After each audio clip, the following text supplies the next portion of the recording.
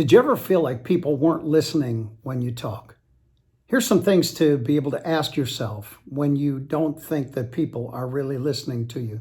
Here's just 7 simple ways to make people or to cause people to want to listen to you. Here's number 1.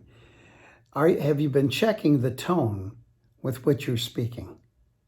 I can't tell you enough how that almost all of life isn't what you say, but it's how you say what you say.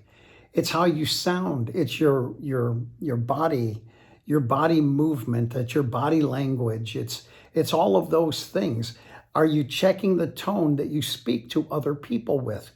Because remember, I know for all the people in my life, I know individuals who don't necessarily really understand that it's what people hear that matters.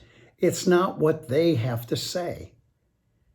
If I want my team to listen to me in something that I'm trying to teach them, I need to say it in a way to where it sounds good to them. So the first thing is it's the tone that you're speaking, what you're speaking. Make sure that you've got a really happy tone or a joyful tone, or you've got a tone that actually puts off the idea that you really care for the people that are around you. Number 2 is that do you say what you say often enough? Do they hear it? If you want to know if they're listening to you, do you say it often enough? Do you know there's different statistics that are out there that tell us all about this, that you really have to speak something about 7 times before an individual will ever begin to hear really what you're saying. When you're trying to learn something, you have to listen to that thing over and over and over and over again until it finally registers internally. And when you're speaking to people, you may think that people aren't listening, but if you really want to find out how they can really listen to you, make sure that you're saying it enough to them and you're casting those thoughts in front of people all the time. Or in certain senses of time, it's you're casting a vision in front of them all the time. You're putting it out there for them. The third thing you need to know is this: do you seek to be understood or do you seek to understand? If in fact that I want people to listen to what I have to say or want to even have a conversation with me, I need to seek to understand them more than I need to seek to be understood. Now, I may have a frustration in my life that I just want to be understood. Yeah, I think all of us go through that at one time or another. But still, the thing that you need to realize is that do you seek to understand others or do you just want them to understand you? Now, the next thing is this. Number 4 is, do people feel invited into your life? Are you inviting in the way that you speak? Now, I'm not talking about bringing them home and giving them dinner or trying to be their buddies. I'm not saying any of that. I'm saying, is your demeanor inviting? Because if your demeanor is not inviting, people aren't going to listen to you, and they're immediately going to have this thought pattern that you've been this horrible person and that you're just mean, you can't get along with anybody, nobody wants to talk to you, and nobody wants to be with you. And then you walk around thinking that nobody even cares for you, but that's not true. It's that you learn how in communication that you can actually be inviting. Now, the 5th thing that you need to understand about all of this is that, do you know what matters to your team? If I want people to fulfill a vision that I need for them to fulfill, I also need to be interested in the kind of things that they are doing inside their lives. What are they doing? What matters to them? What kind of environment can I create for them? Because I want to be able to get the best out of them. I really, really do.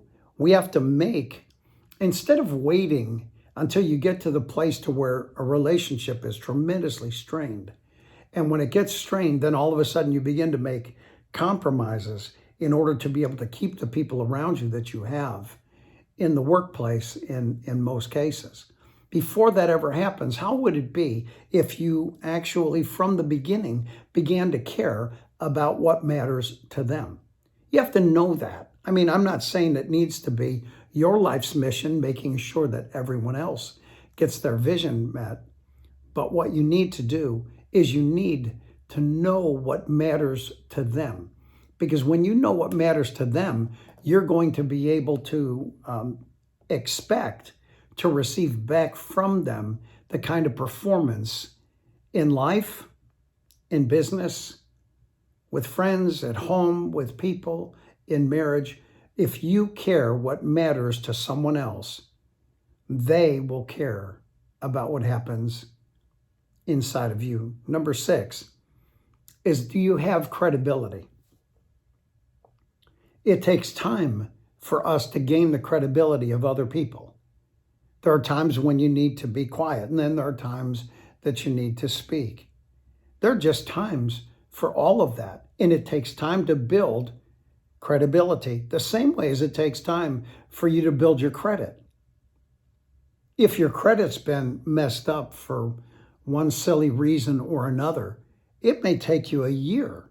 It may take you 2 years to be able to get that back at a place where you have creditability. And credibility is the same way, is that it takes time for you to be able to build your credibility with people. And then lastly, is that, do you speak their language?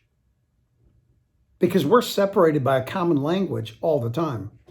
And so I want to encourage you that what you would do is that you would really know the kind of language that you needed to speak and really come to the understanding of the words.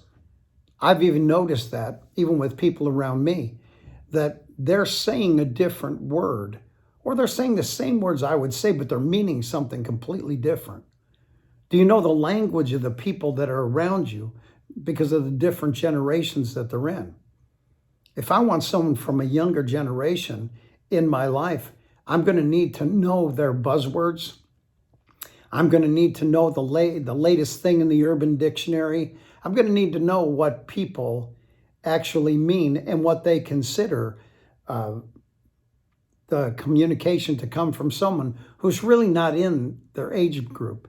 So do you have that, not only the credibility, but do you speak their language? So let's go over those real quick again. Number 1 is your tone. Remember, you listen. People listen to tones more than they listen to content. Number 2, do you speak it over and over again so that other people can really hear it? Number 3, do you seek to be understood, or do you seek to understand? Always seek to understand in communication. Number 4 is, are you inviting? Is your personality inviting? Is your demeanor inviting? Are you a person that when a person walks into a room, are they happy to see you?